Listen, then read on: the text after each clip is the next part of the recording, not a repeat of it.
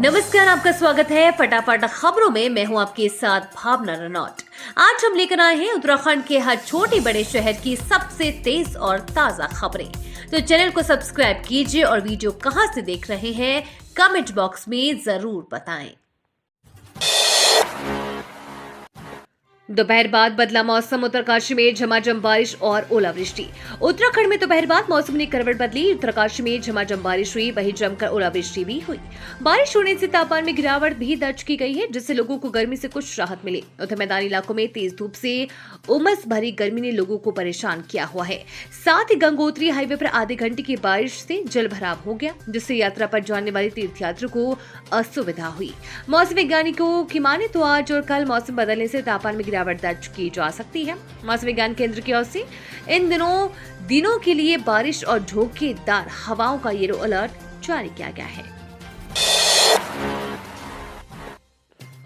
किस्मत बदलने वाले बाबा नीम करोड़ी के दर पर उमड़ा भक्तों का सैलाब, हाईवे तक लगी कतार।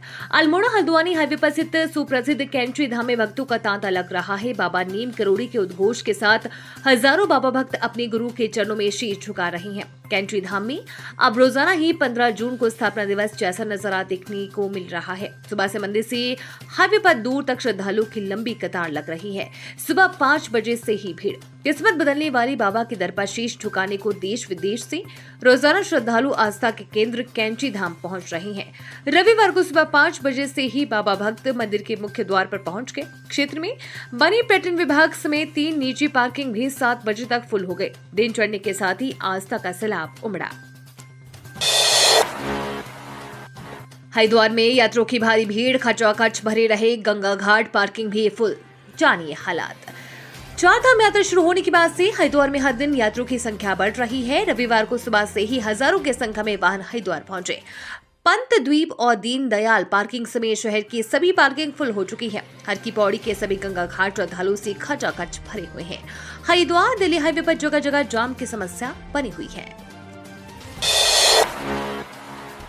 राज्यपाल ने की बाबा केदारनाथ व भगवान बद्री विशाल के दर्शन, जन कल्याण के लिए की कामना।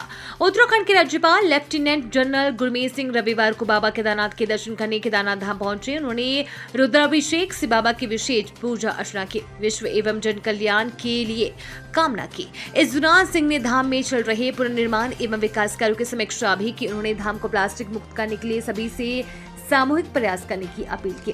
इसके बाद वो बद्रीनाथ धाम पहुंचे। यहाँ भी उन्होंने पूजा की और कार्यरत अधिकारी कर्मचारियों का मनोबल बढ़ाया। पिथौरागढ़ पुलिस को मिली बड़ी सफलता, 7 साल से फरार शराब तस्कर सोनीपत से गिरफ्तार। उत्तराखंड की पिथौरागढ़ पुलिस ने 7 साल से फरार चल रहे शराब तस्कर को गिरफ्तार किया है। पिथौरागढ़ पुलिस अधीक्षक रेखा यादव के अनुसार आरोपी तस्कर संदीप कुमार निवासी मेहंदीपुर थाना मुड़था सोनीपत हरियाणा से अवैध शराब की तस्करी कर पिथौरागढ़ क्षेत्र में बेचता था। पुलिस ने उसे 21 जुलाई 2017 को गिरफ्तार कर जेल भेज दिया था। आरोपी जमानत मिलने के बाद फरार हो गया। पुलिस ने 24 अक्टूबर 2018 में उसे फरार घोषित कर दिया। साथ ही 5,000 रुपए का इनाम भी घोषित कर दिया। सीएम धामी ने बद्रीनाथ धाम के कपाट खुलने पर श्रद्धालुओं को दी बधाई, कहा चारधाम यात्रा में सभी भक्तों का हार्दिक स्वागत। उत्तराखंड में स्थित विश्व प्रसिद्ध बद्रीनाथ धाम के कपाट 6 माह बंद रहने के बाद रविवार सुबह श्रद्धालुओं के लिए खोल दिए गए और इसी के साथ चारों धामों की यात्रा शुरू हो गई। वहीं इस अवसर पर राज्य के मुख्यमंत्री पुष्कर सिंह धामी ने कपाट खुलने के अवसर पर सभी श्रद्धालुओं को बधाई दी। पुष्कर सिंह धामी ने ट्वीट किया, भगवान बद्री विशाल के कपाट वैदिक मंत्रोच्चारण और पूरे अनुष्ठान के साथ खोल दिए गए हैं।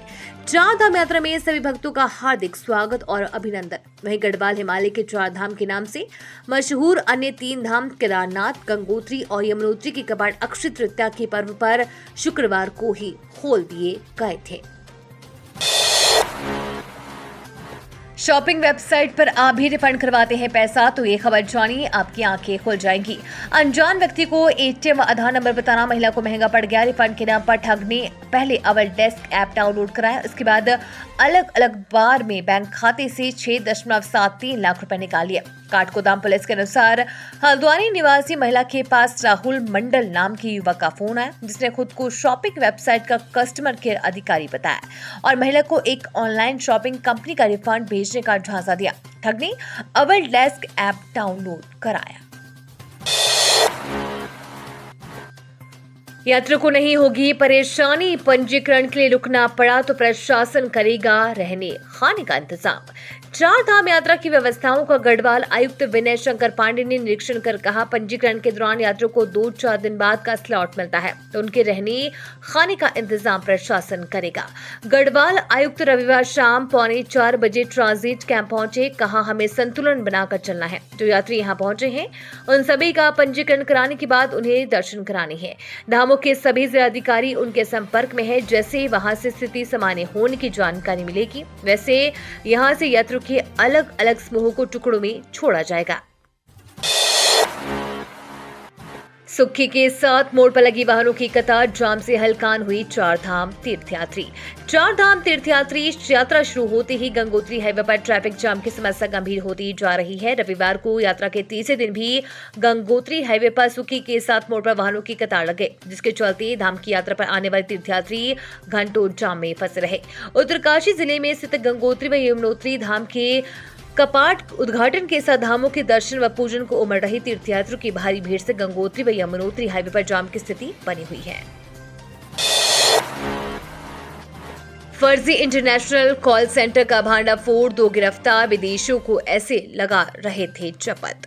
देहरादून के पटेल नगर क्षेत्र में चल रहे एक फर्जी इंटरनेशनल कॉल सेंटर का पुलिस ने भांडाफोड़ किया है। मौके से 2 संचालकों को गिरफ्तार किया गया है। पुलिस ने कॉल सेंटर के 15 कर्मचारियों को थाने लाकर पूछताछ की और उन्हें नोटिस देकर रिहा कर दिया। आरोपी खुद को माइक्रोसॉफ्ट का प्रतिनिधि दर्शाकर पहले विदेशी लोगों के कंप्यूटर में वायरस भेजते थे। इसके बाद उसे ठीक करने के नाम पर उनसे क्रिप्टो करेंसी व गिफ्ट कार्ड के रूप में फीस वसूलते थे।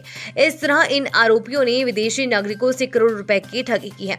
एएसपी अजय सिंह ने बताया कि एक गोपनीय सूचना के आधार पर श्री महंत इंद्रेश अस्पताल के पास रिद्धिम टावर के एक तल पर छापा मारा गया था। पता चला था कि यहां एक फर्जी कॉल सेंटर चलाकर विदेशी लोगों को ठगा जा रहा है। पुलिस मौके पर पहुंची तो देखा कि टावर के इस तल पर अंदर हॉल में ये कॉल सेंटर चलाया जा रहा है। यहाँ बैठे युवक और युवती हेडफोन लगाकर विदेशों में बात कर रहे हैं।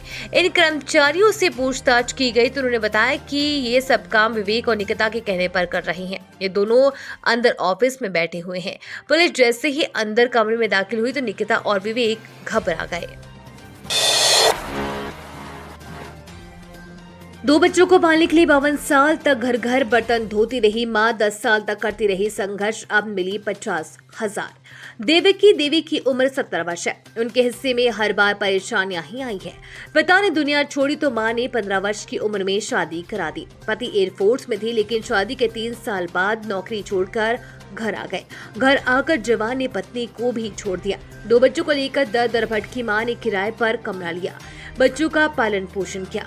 जिंदगी भर वो लोगों के घरों में बर्तन धोती रहे। 10 साल पहले उन्होंने सैनिक कल्याण एवं पुनर्वास केंद्र से 50,000 के आंशिक अनुदान के लिए आवेदन किया। 1 दशक बाद जब जाकर उन्हें अनुदान मिला है, इसीलिए देवकी देवी ने बर्तन धोना छोड़ दिया है। ये थी आज की फटाफट खबरें। हम मिलेंगे अगले बुलेटिन में, तब तक के लिए धन्यवाद और जय हिंद।